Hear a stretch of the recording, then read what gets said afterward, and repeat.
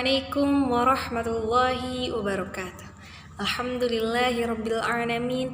Wabihi nasta'inu ala umuri dunya waddin. Wassalatu wassalamu ala asrafil anbiya'i wal mursalin. Wa ala alihi wa sahbihi ajma'in. Amma ba'du. Pertama-tama, marilah kita panjatkan puja kehadirat Allah yang Maha Kuasa, puji kehadirat Allah yang Maha Suci, syukur kehadirat Allah yang Maha Ghafur, yang mana Dia telah memberikan beribu-ribu nikmat kepada kita, terutama nikmat iman dan Islam.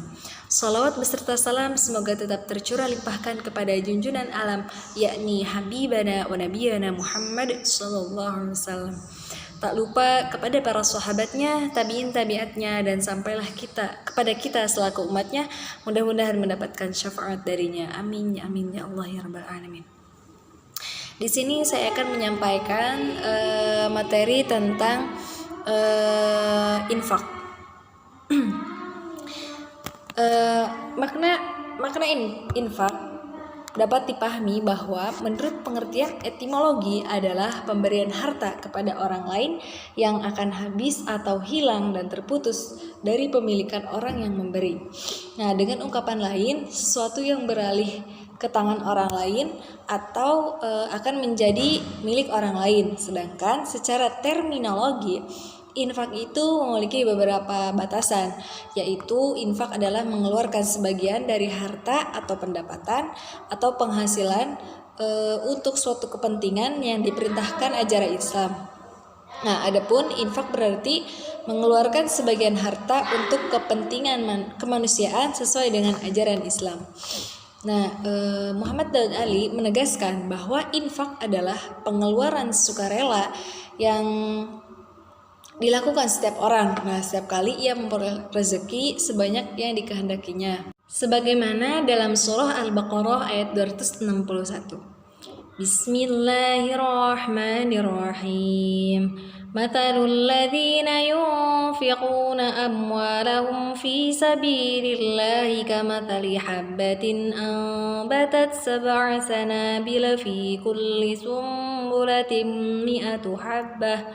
Wallahu yudha'ifu liman yasha' wallahu wasi'un alim. Yang artinya, perumpamaan nafkah yang dikeluarkan oleh orang-orang yang menafkahkan hartanya di jalan Allah adalah serupa dengan sebutir benih yang menumbuhkan 7 bulir, pada tiap-tiap bulir 100 biji. Nah, Allah melipat gandakan ganjaran bagi siapa yang dikehendaki. Dan Allah Maha Luas karunia-Nya lagi Maha mengetahui. Nah, fisabilillah yang maksud di sini itu di jalan Allah, yakni dalam jihad untuk meninggikan kalimat Allah. Kamathali habbah, yaitu serupa dengan sebutir benih, yakni seumpama seorang petani biji-bijian. Dan yang dimaksud dengan 7 tangkai adalah tangkai yang keluar dari satu batang lalu bercabang menjadi 7 cabang, dan di setiap cabang terdapat 7 tangkai.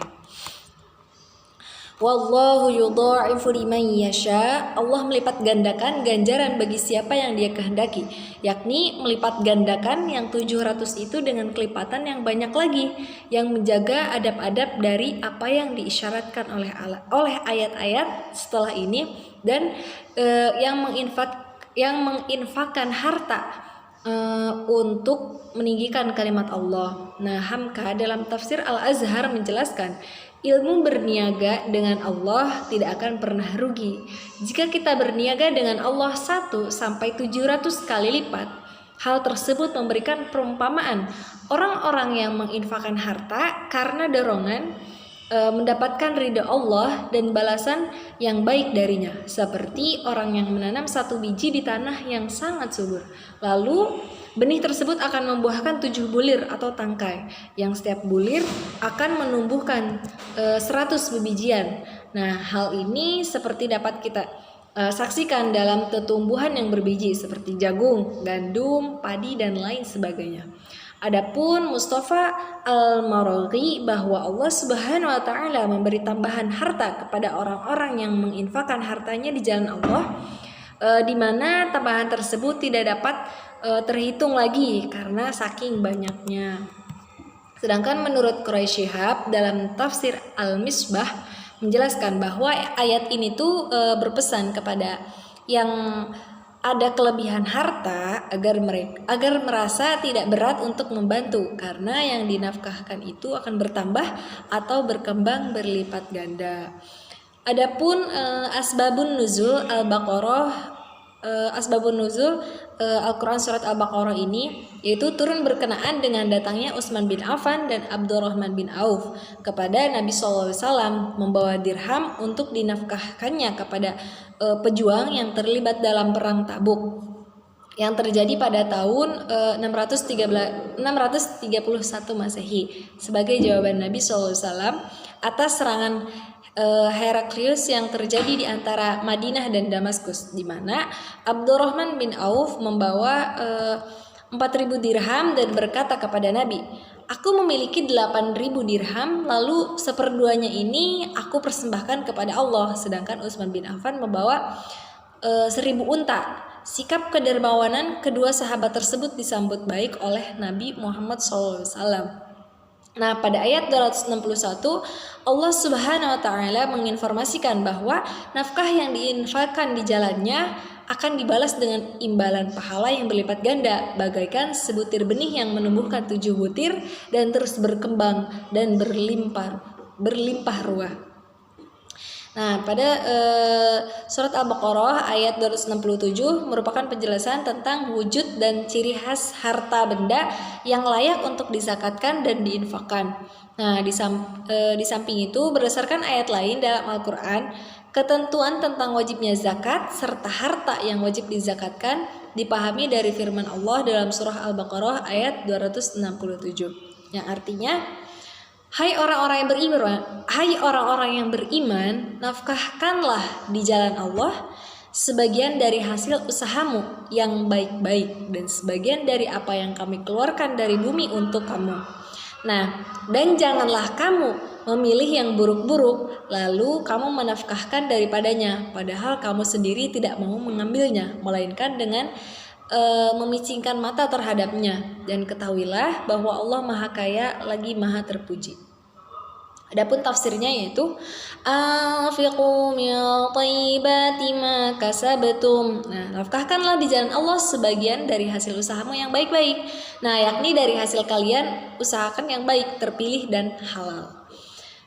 Dari ayat yang wa mimma akhrajna lakum minal ard, dan sebagian dari apa yang kami keluarkan dari kamu untuk kamu, dari bumi untuk kamu. Nah, yakni buah-buahan, biji-bijian, umbi-umbian, barang tambang, dan harta yang ditemukan dari dalam tanah. Wala tayammamul khabith, dan janganlah kamu memilih yang buruk-buruk, yakni janganlah kalian pilih harta yang berkualitas rendah. Minhu tunfiqun, lalu kamu menafkahkan daripadanya, yakni janganlah kalian khususkan harta yang berkualitas rendah itu untuk disedekahkan. Nah, walastum biakhidih, padahal kamu sendiri tidak mau mengambilnya, yakni kalian sebenarnya tidak mau mengambilnya dalam muamalah kalian di saat tertentu. Illa tughmidu fi, melainkan dengan memicingkan mata terhadapnya, yakni saat kalian mendapatkan dijual di pasar atau saat kalian diberi seseorang hal itu, maka dia tidak akan mengambilnya kecuali dengan memicingkan mata dan perasaan terpaksa.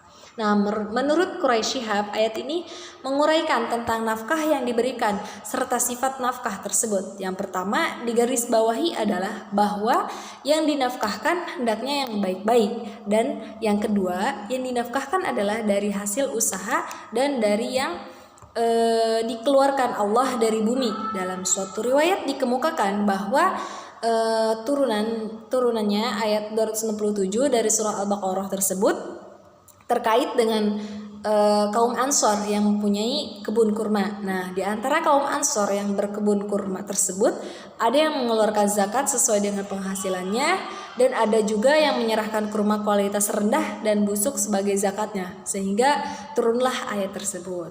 Nah, terkait dengan makna an-nafaqah pada ayat 267 dari surah Al-Baqarah, menurut Ibnu Arabi adalah nafaqah yang dimaksud adalah sedekah wajib. Ini menurut Ubaidah As-Salmani dan lainnya.